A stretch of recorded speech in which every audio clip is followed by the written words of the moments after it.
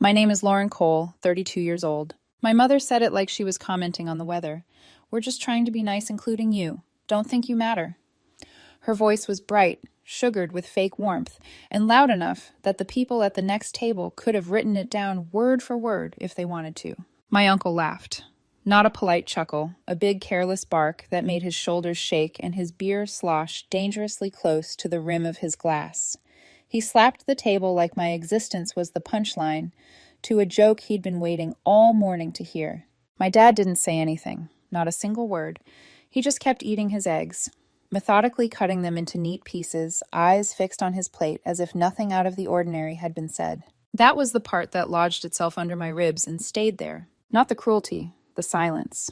We were wedged around a long table in a noisy brunch place my sister insisted on. White subway tiles, trailing plants hanging from the ceiling, sunlight reflecting off the kind of mismatched plates that are supposed to look charming. Enormous mirrors made the space feel crowded with copies of ourselves, all of them watching this scene play out. My cousins were there, my uncle's wife, my sister, hunched over her phone, thumbs moving in quick staccato bursts, as if the screen in her hand was the only thing that mattered. A couple of her friends that I barely knew had tagged along because our family gatherings are apparently a form of live entertainment. My mom's line wasn't an offhand comment. It was a performance. She timed it between refills, right after the server had walked away, right after she'd complimented my cousin on her new job. It was a deliberate shift. A spotlight turned harsh and unforgiving in my direction. We're just trying to be nice, including you. Don't think you matter. It hit like a slap. Not because I believed her, but because part of me had walked into that restaurant thinking maybe, just maybe, things were different now. Maybe after everything I'd helped with, everything I'd quietly taken care of without making a fuss, they saw me differently. Maybe they respected me. Maybe they understood my worth in a way they hadn't before. That hope died quickly under my mother's smirk. She had that look she gets when she's had just enough wine to translate her thoughts into jokes. A slight tilt to her head, lips pursed, eyes glinting. It was the look of someone who had finally said out loud what she'd been thinking for years. My uncle acted like he'd been rewarded for showing up. He leaned back, wiped his eyes, and reached for his drink. My sister didn't even glance up from her phone. The blue light illuminated her face, making her look like she was in an entirely different room. Across the table, my cousin Jenna's expression tightened. Her husband gave me a sideways look that said, "What the hell?" without using words. No one else stepped in. No one said, "That was too far." No one laughed either. The air around me thickened, heavy with something hot and bitter. Shame crawled up the back of my neck. Not because of who I was or anything I'd done, but because I had again made the mistake of sitting down at their table expecting to be treated like I belonged there. I waited for my dad to say something, anything. He didn't. He cut another triangle of egg, lifted it to his mouth, and chewed. The anger that rose in me wasn't a flare. It was a tide. Quiet, solid, impossible to ignore once it started moving. But I didn't throw my napkin. I didn't yell. I didn't demand an apology my mother would only twist into another joke. I picked up my coffee, took one slow sip, set the cup down carefully. "Got it," I said. Then I pushed my chair back, stood up, and walked away. No one called my name. No one grabbed my arm. No one asked where I was going. They watched me leave the way you watch someone go refill their drink at a party. Mild interest at best. The hostess glanced up as I passed, her eyes flicking over my face. For a second, her mouth opened like she wanted to say something, but the restaurant was too busy, and I was just one more person stepping out into the sunlight. The heat outside hit me like a wall. The pavement was bright, almost blinding, the sky a little too blue. I crossed the parking lot, unlocked my car, and slid into the driver's seat. I sat there for a moment, hands on the wheel, heart pounding in an even, steady rhythm that didn't match the chaos spinning in my head. Then I turned the ignition. I drove home with the windows down. No music, just the wind roaring in through the open glass and the sound of my own breathing. Street signs slid by in a blur. The route was muscle memory. Left at the light, straight through the second intersection, merge before the overpass. While my body drove, my brain sifted through a quiet inventory. The cabin, the credit line, the subscriptions, the car, the rent. The cabin came first. To everyone else, it was the family cabin. The phrase rolled off their tongues so easily you'd think the deed itself had been signed in blood by all of us together. They told people stories about how we had bought it years ago as a place for holidays and long weekends.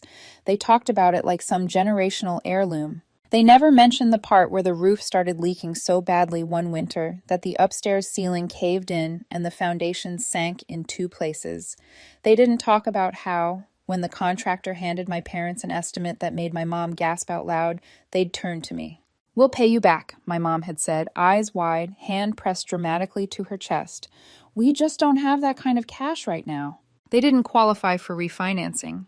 Their credit was a mess. The bank said no. I said yes. I paid for the new roof, funded the foundation work, covered the plumbing overhaul, and when it made more sense to consolidate the mess under one loan with one name, guess whose name ended up on the title? It was never our cabin. It was mine. They just used it like it was theirs. Holiday weekends, 4th of July barbecues, last-minute retreats when my sister needed an escape from the city. Then there was the shared credit line. When their washer and dryer finally died, my parents couldn't afford a new set outright. My mom called me crying about laundry piling up, about not being able to go to the laundromat because your father's back is acting up. I opened a credit line in my name, bought them the set they wanted, set up autopay, showed them how to log in. They forgot the password 3 times, stopped checking the account altogether. After 6 months of "we'll handle it," I started paying the minimums myself. They didn't even remember the account was under my name. The subscriptions, the small things that add up quietly. It started with Amazon Prime. They complained about shipping fees, about not being able to stream the shows everyone was talking about. It made more sense to add them to my account than listen to the complaints. Then my sister needed my Netflix login just for a week. Then my mom wanted my music streaming password for her cleaning playlists. Then my uncle somehow ended up on my family plan for a cloud storage service. It was death by 1,000 auto renewals. And the car. 2 years ago, my dad's car started making a noise that sounded like someone trapped under the hood, screaming for help. The mechanic said the engine was done. My dad started taking the bus and complaining about his knees. I was in a good place financially. My boyfriend Evan had gotten a promotion. I'd just finished paying off my own little hatchback, so I did something big. Bigger than I should have. I bought my dad a used SUV. Decent mileage. Safe. Reliable. Not flashy, but something that wouldn't leave him stranded on the side of the road. He hugged me so hard I could barely breathe. "I don't know what we did to deserve you," he'd said. 3 months later, it was just his car. By the time I pulled into my own driveway, the buzzing in my head had clarified into something sharp and simple. This wasn't about one comment at brunch. It was about a pattern. Me giving, them taking, me invisible, them offended when I stopped. I parked, turned off the engine, sat there for another beat, listening to the tick of cooling metal. No revenge, I thought. No screaming matches they can use as proof that I'm unstable. No teary speeches they can mock later. No dramatic exits I secretly hope they'll chase. Just removal. Quiet, clean, complete. Inside my apartment, the stillness felt different. Less like emptiness, more like possibility. My laptop sat on the coffee table, half buried under unopened mail and a plant that needed watering. I moved the plant, opened the laptop, logged into the real estate platform I use for work. The cabin's listing draft had been sitting in my account for 2 months. I'd written it after a 4th of July weekend where my parents had invited their friends without asking me, then spent the whole time complaining about the water pressure and the distance from town. I had never published it, until now. I clicked on the draft, reviewed the photos, sunlight catching the lake just right, the cabin framed by pines, the porch I'd paid to reinforce, updated the date, double-checked the price. Then I hit Make Live. 5 days later, it sold. Full cash offer. No counter, no contingencies. Gone. Next, I opened my banking app. The shared credit line was listed under Accounts, a stubborn little reminder of every time I'd said yes when I should have said no. Balance. Interest. Minimum due. I selected Close Account. A warning popped up. Are you sure? Yes, I thought. I confirmed. Account closed. Autopay canceled. Any remaining balance frozen for settlement. Any future frustration? Not my problem. Let the bank call them. Let them untangle it without me. Then I logged into Amazon. Under Account and Lists, I clicked Manage Your Household. 3 familiar names. Dozens of orders over the months. Sleep masks, kitchen gadgets, random impulse buys that arrived on their doorstep in 2 days. Yeah. I removed all 3 accounts, then opened the help chat and reported unauthorized use on my subscription, asking to shut down the household feature entirely. Of course, the representative typed, we can restrict household sharing and reset access. You'll be the only user on this account. Perfect, I replied. By 9:40 that night, my phone started to vibrate on the table like it had developed a pulse. Family group chat. My sister, why is my Prime canceled? Did we get hacked? My cousin, hey, who took the cabin off the shared calendar? My mom. I watched the messages stack up one after another. Confusion, irritation, mild panic. No one said, Lauren, are you okay? No one said, we went too far. No one mentioned brunch. They were just annoyed about losing perks they thought were permanent. Then my phone buzzed again. Not a text, not the group chat. Unknown number. For a second, I considered letting it go to voicemail. Then something in my chest said, answer it. Hello? Is this Lauren Cole? The voice was smooth, professional, the kind of tone that spends a lot of time in conference calls. Yes. This is Carol Walker. I represent your mother and father in some ongoing family matters. Do you have a moment to talk? I stayed quiet. She continued, your father has asked to recover the vehicle you gifted him 2 years ago. He intends to transfer the title to a colleague. I understand it was a gift, but he's requesting the car be returned immediately. I stared out the window at the dark silhouette of the building across from mine. Of course, they'd lost the cabin, lost the credit line, lost easy access to my subscriptions. Now they were looking for whatever was left. It wasn't about the car. It was about reminding me they still believed they had leverage, that they could still make demands. When and where? I asked. There was a tiny pause on her end. Tomorrow at 1 p.m. at your parents' address, she said. I can email the details.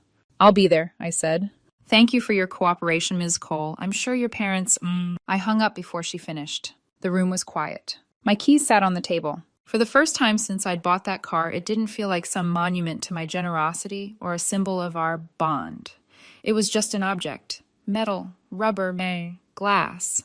The real thing I'd been giving them all along wasn't stuff. It was my willingness to carry the weight they refused to acknowledge. And tomorrow I was putting that down too. The next morning I woke up before my alarm. For a moment, lying there in the half-light, I forgot what day it was. Then my eyes landed on the car keys on the nightstand, and it all came back in a slow, heavy wave. I got up, made coffee, stood barefoot in my kitchen, staring out at the gray sky while the mug warmed my hands. There was no dramatic soundtrack, no inspirational montage, just the mundane quiet before you do something you can't take back. An hour later, I was in the parking lot, cleaning out a car that technically had never belonged to me, and yet somehow felt more mine than theirs because I was the only one who remembered what it cost. There wasn't much to take. A charging cable I'd bought in a gas station years ago, coiled in the center console like a snake. The backup registration I'd kept in the glove compartment because my dad had a talent for misplacing paperwork. A crumpled receipt from the last oil change, my name written in the customer field because the system still thought I was the one driving it. Under the passenger seat, my fingers brushed against plastic. I pulled out an old pair of sunglasses. Cheap, scratched, the left arm bent slightly. I remembered that day. We'd gone for a drive right after I bought the car. Just me and my dad, windows down, some classic rock station fuzzing in and out. The sun had been brutal, and we'd stopped at a convenience store so he could grab a drink and I could get something for my eyes. He'd watched me try on 3 different pairs, laughing when one made me look like a bug.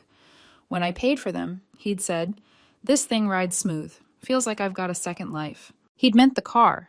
I'd thought briefly maybe he meant us. I turned the sunglasses over once, then dropped them in the trash bag with everything else. It didn't feel tragic. It felt administrative, like closing tabs on a browser that's been open too long. At 12:30, I got in, started the engine, and drove the familiar route to my parents' house. The neighborhood hadn't changed. Same patch of manicured lawns, same cracked sidewalks, same maple tree on the corner that dropped leaves like confetti every fall. The hedge in front of their yard was still half dead, half alive, brown patches mixed with stubborn green. It had been that way for as long as I could remember. My mother always said she meant to call someone about it. She never did. I pulled into the driveway I had once shoveled at 6 in the morning before school, my breath turning to clouds while my mother yelled from the window to hurry up. I turned off the engine. The air went still. For a second, I sat with my hands on the steering wheel, watching the front door, feeling like an intruder on a movie set of my own life. Then I took the keys, got out, and walked up the path. The front steps creaked under my weight. I pressed the doorbell once. The familiar chime echoed through the house. It used to mean someone's home. Now it sounded like someone's back who shouldn't be. The door opened faster than I expected. My mom stood there, framed in the doorway. Her hair was curled, makeup done in that I woke up like this way that actually takes an hour. She was wearing one of the sweaters I'd bought her for her birthday the year before. Her eyes flicked over me, taking in my jeans, my jacket, the keys in my hand.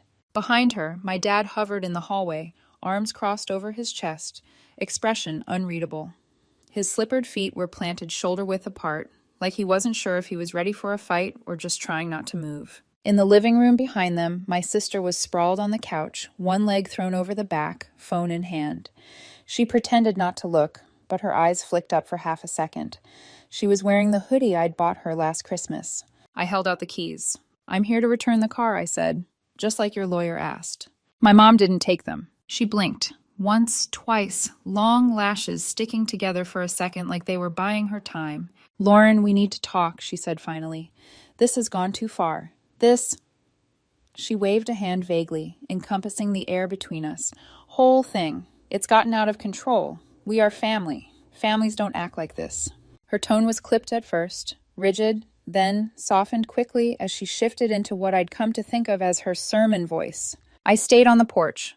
"I'm not here to talk," I said. "I'm here to return the car." "Don't do this," she said, her brows knitting together. "You're making a point, I get it. But this isn't you. You're not petty." I almost laughed. "This isn't petty," I said. "Petty would have been making a scene at brunch. I didn't. I walked away, and now I'm taking back what's mine and giving you back what's yours. That's all." She shook her head. "This isn't about the car." "I know," I said. "It never is."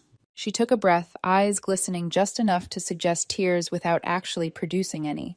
"Your father and I were joking. You know how your uncle is. We were including you. You always take everything so personally." "Don't think you matter" is a strange way to include someone, I said. She winced like I'd pinched her. "You're twisting my words." Before I could answer, my sister's voice floated from the living room. "Oh my God," she said, sitting up, tossing her phone onto the cushion. "Are we still on this?" She swung her legs off the couch and approached, stopping just behind my mom's shoulder where she could see me, but still feel like she had backup. "You've been sulking for days over one brunch comment," she said. "Mom was stressed. We've all been dealing with stuff you know nothing about. And you're blowing up the cabin, the cards, everything, like you're the only one who's ever had their feelings hurt." "I'm not sulking," I said. "I'm simplifying." "You sold the cabin," she snapped. "You shut down Prime. You're returning Dad's car. You canceled my rent without even warning me. That's not simplifying. That's overreacting." "You knew I was helping you with rent," I said, "not adopting you." "You know I can't make it without that right now," she shot back. "You know I've been struggling, and you're just, what, punishing me for something Mom said?" "This isn't about punishment," I said. "It's about not paying for a system that tells me I don't matter." My mom's eyes widened. "We never said—" "You did," I said quietly. "You said it at brunch, in front of everyone." "It was a joke," she insisted. "You know I don't mean things like that." I looked at her, really looked. "I think you do," I said. "I think you've meant it for a long time. You just finally said it out loud." Her mouth snapped shut. "Look," my sister said, stepping forward, palms up like she was the reasonable one now. "You're throwing away your family over a sentence. That's insane. You're going to regret this when we're not talking and something happens." I thought about all the times something had happened and no one had called me. The ER visit when I broke my wrist, slipping on ice and took a rideshare home with my arm in a cast.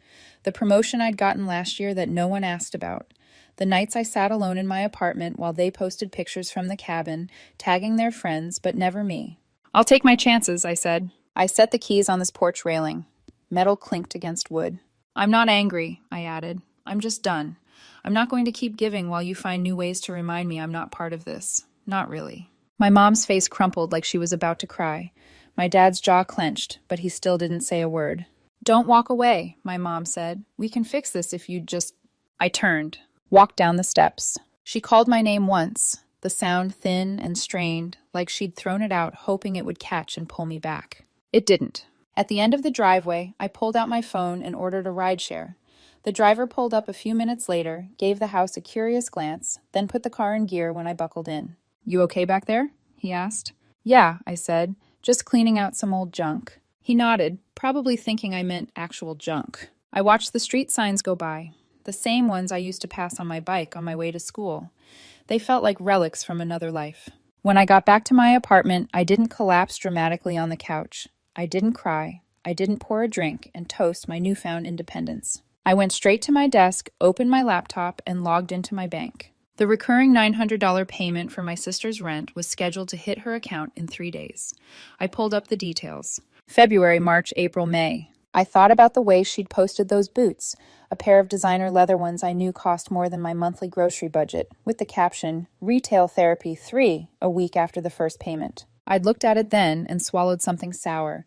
Told myself, she's stressed. She deserves nice things. It's not my place to judge what she does with the money. Now, with my cursor hovering over cancel, it was my place. I clicked. A confirmation window popped up. "Are you sure you want to cancel this recurring payment?" I hit yes. The little green check mark appeared. Payment canceled. I closed the laptop and went to bed. I slept deeper than I had in months. The next morning, my phone looked like an alarm panel in a burning building. 10 missed calls from my sister. 3 voicemails. The family group chat lit up with new messages. I listened to the first voicemail. Her tone was frazzled, but still expecting me to fix it. "Hey, I think there's a problem with the rent transfer. It didn't come through and my landlord is freaking out. Call me back." The second one had more edge. "Are you serious right now? You canceled it? Without telling me? You know I'm barely keeping my head above water." The third leaned all the way into guilt. "I'm going to get evicted because of this. Is that what you want? You knew I was struggling. You said you'd help, and now you're punishing me for something Mom said. You're being cruel, Lauren. I hope you're happy." I deleted all 3. In the family chat, cousins were chiming in. "What's going on? Is everything okay?" My uncle had sent his usual contribution. "This family is falling apart." He sends that every time someone doesn't answer a meme within 5 minutes. Then came my mom. A long paragraph about how communication is the only path forward and how we can't let small things tear us apart. It read like it had been plagiarized from an inspirational podcast. Vague, dramatic, completely free of any specifics or accountability. She didn't mention brunch, didn't mention the cabin, didn't mention the car, didn't mention my sister's Instagram boots. I put my phone down. That night, the chat went quiet. No more pings, no more frantic demands. Just a stillness I didn't trust at first. The next morning, just after 6, my phone lit up again. One new message in the family group. From my dad's number. "If this behavior doesn't stop, everyone who doesn't live here will no longer be welcome in this house." I blinked, still half asleep, rereading it twice. No emoji, no softening, just flat, direct words from the man who had never once typed anything into that chat since it was created. My sister responded immediately. "Wait, what behavior? What are you talking about?" A second later, "I live there now." No response. 5 minutes later, my mom jumped in with another paragraph about tension affecting us all and losing sight of what really matters. She added, "Your father didn't mean it the way it sounded." But he did. For the first time ever, he meant exactly what he said. And all of us knew it. I didn't reply. I just watched the typing bubbles appear, disappear, and then vanish altogether. For years, I had assumed my dad's silence meant he didn't care. For the first time, I wondered if maybe he'd been watching the same slow-motion crash I had. And maybe, just like me, he had finally decided he'd had enough. After my dad's message detonated in the family chat, the silence that followed wasn't the same stunned quiet from before. This one had weight, shape, edges. It wasn't peace. It was containment. Like everyone had finally realized the ground was cracked beneath us, and any wrong step might send them tumbling through. No one sent a single message for the rest of that day. Not my mom, who usually filled the chat with passive-aggressive devotionals. Not my uncle, who loved inserting himself into drama like it was an Olympic sport. Not even my sister, who normally couldn't go 6 hours without making herself the center of attention. Nothing. The house had finally turned inward, and I wasn't in it. The next morning, I scrolled through my phone while waiting for my coffee to brew. Still nothing from the family chat. Not even a stray forwarded article about rebuilding trust with adult children, my mom's favorite genre. It was the quietest they'd ever been. What none of them said directly, but all of us knew, was this. My sister had moved back in. She hadn't admitted it in the chat, but the signs weren't subtle. She stopped posting pictures from her old apartment, the balcony shots, the terracotta plant pots, the mirror selfies with the artificially aesthetic morning light. All gone. Instead, she posted grainy stories late at night, the unmistakable kitchen wallpaper, her cat sleeping on the ugly green couch from our childhood living room, a casserole on the stove in my mother's old chipped Dutch oven. She didn't tag the location. She didn't explain. She didn't need to. She was home. And my dad had apparently hit his limit.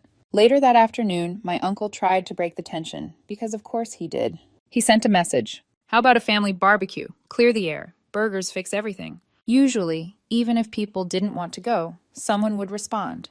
At minimum, a LOL or a thumbs up. This time, nothing. Not even a pity reaction. For the first time since the chat existed, a message from him sat there, untouched. By evening, my mom tried again. Another long paragraph. This one was more emotional. No one is perfect. We've all made mistakes, but we need to find a way back to each other. She added, your father didn't mean it the way it sounded, trying to translate him like he was a confused man who didn't know how to express himself. But he meant it exactly as it sounded. Everyone knew that. Everyone felt it. Still, no one dared reply. That night, I took a long walk. Down my block, onto the trail behind the park, past the bakery that always closed too early, around the same loop I'd walked 100 times, but this time my shoulders weren't tight, and my jaw wasn't wired with tension. I didn't think about the cabin, or the credit line, or the car sitting in their driveway, or my sister's voicemail guilt trips, or my mother's brunch performance. I thought about my dad. His silence had always felt like indifference, avoidance, weakness. But now I was starting to wonder if it had been something else entirely. Maybe he had been watching all along. Maybe he kept his mouth shut because he knew how words were used in this house, twisted, weaponized, reinterpreted. Maybe he had been holding up the quiet in a house that thrived on noise.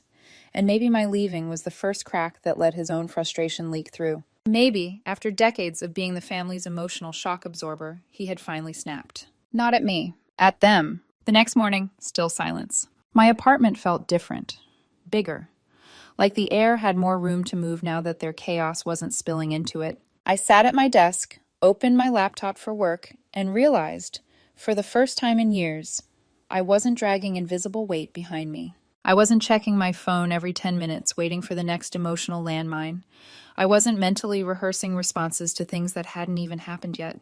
I felt relief, a kind of relief I didn't know my body was capable of. 3 days passed, then 4. Not a single message from anyone. By the 5th day, I deleted the entire thread from my phone. Not dramatically, not pointedly, just deleted it. I didn't block them, didn't mute them, didn't make a statement. I simply removed the thing that had been bleeding into my life for too long. A boundary doesn't always have to be loud. Sometimes it's a quiet delete button. And strangely, the rest of my life started moving on its own. Work got better. Not because anything external changed, but because I changed. For the first time in months, I wasn't dragged into meetings still vibrating with family anxiety. I was present, focused, sharp. My boss emailed me after one of my reports. This is some of your best work. Whatever you're doing, keep doing it. I started cooking again. Not survival meals, actual meals. Things that required chopping and simmering and tasting. I went back to the gym, slept through the night without waking up to phantom arguments in my head. One weekend, I rented a small car and drove along the coast with no destination in mind. Just music, wind, and the realization that the passenger seat didn't feel haunted anymore. My life didn't suddenly become extraordinary. It just became mine. Then, on the 6th day, my sister called. I watched her name light up my phone and let it ring. She left a voicemail. Her voice was tight, pulled together with effort, like a person trying not to crack. I need to talk to you, she said. Dad's message scared everyone. Mom's walking on eggshells around the house. I'm trying to fix it, but I need your help. A pause. Look, I know you canceled the rent, but if you could just cover July, just this one last time, I swear I'll figure it out. I didn't respond. An hour later, she texted, You're really going to leave me hanging over one stupid comment at brunch? Grow up.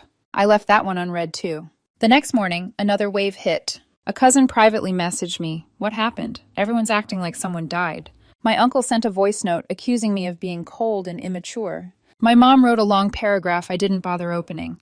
The preview said starting things like, You're not the only one who's ever been hurt. Then that night, the message that stuck arrived. From my sister. They're talking about making me leave. Dad won't even speak to me. Are you seriously okay watching that happen? Still no apology. Still no acknowledgement. Still no self-awareness. Just expectation. Still assuming I would come through because I always had. I didn't respond. 2 days later, the ground shifted again. I was standing in line at the pharmacy when my phone buzzed with a call from my cousin Ben. I almost ignored it. Then I answered. "Lauren," he said, sounding out of breath. "Have you talked to anyone today?" "No," he exhaled. "Your sister's not living there anymore." I stepped out of the line. "What?" "She showed up at my place last night, crying, with bags. Said your dad told her to leave or he'd throw her stuff out."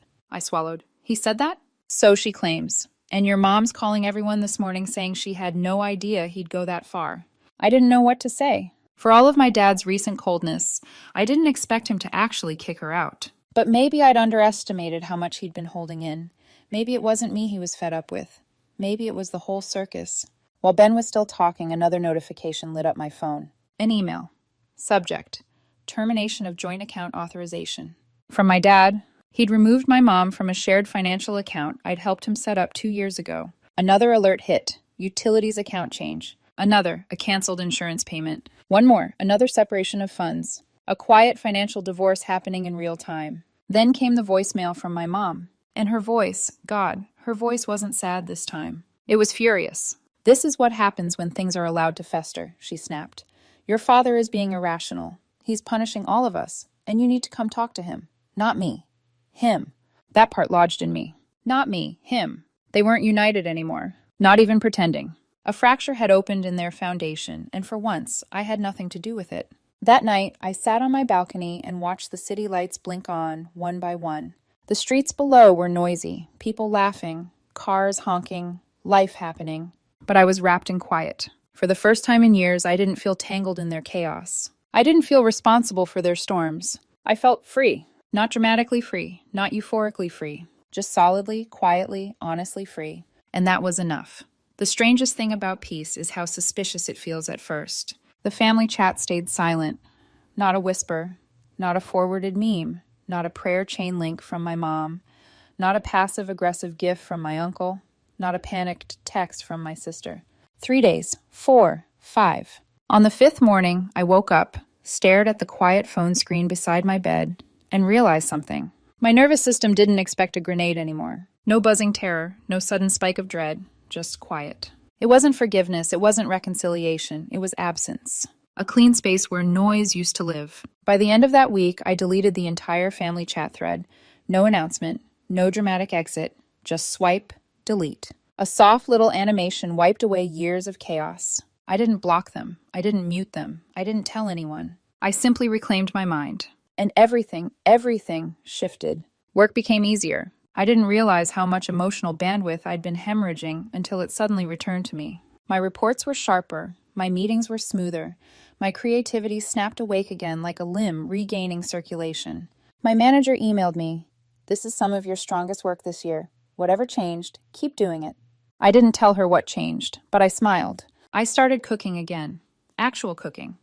Not microwaving a meal because I'd spent the last 2 hours untangling someone else's crisis. Fresh vegetables, simmering sauces, music in the background, low and warm. I went back to the gym. My sleep deepened. My shoulders uncurled. I bought groceries that weren't shelf-stable and depressing. One weekend, I rented a little blue car and drove along the coast. Windows down, playlist on, breathing, really breathing, for the first time in a long time. No one called to ask where I was. No one demanded a favor. No one needed me to rescue them. For once, the world kept spinning without me holding it up. The silence didn't feel empty anymore. It felt earned. Then, on a random Wednesday afternoon, it happened. The break. The shift. The moment everything on their side of the fence cracked. I was in line at the pharmacy again when my phone buzzed with an email notification from a number I didn't recognize. Subject: termination of joint account authorization. I froze. Another email immediately after. Then another. My dad, who could barely operate a tablet, had bitten through the financial tether he'd shared with my mother for years. He was removing her from accounts, canceling payments under her name, separating utilities, undoing, one email at a time, the financial web she had quietly ruled over. It wasn't about me. It wasn't revenge on her behalf. It wasn't even control. It was a man saying finally after decades, "Not anymore." Before I could process it, my phone rang. Cousin Ben. Again. I answered. "Lauren," he said, voice low. Have you talked to your family today?" "No," he exhaled. "Your sister isn't living there anymore." I stepped out of the pharmacy line. "What?" "She showed up at my place last night with trash bags and a suitcase. Said your dad told her she had till the weekend to pack or he'd throw her stuff out." "What? He actually said that?" "That's what she claims. And your mom's been calling everyone saying she had no idea he'd go that far." I leaned against the wall. The house, the one that had always been welded shut by secrets and routines, was finally breaking apart under its own weight. Dad wasn't swallowing it anymore. He wasn't playing peacekeeper. He wasn't letting her control the narrative. Whatever fuse he'd had left burned out. I murmured something to Ben, thanked him, promised to check in later. When I hung up, another voicemail appeared. My mom. Her voice this time wasn't sugar-coated. It wasn't performative hurt. It wasn't begging. It was rage. "Lauren, your father is being irrational. He is punishing all of us.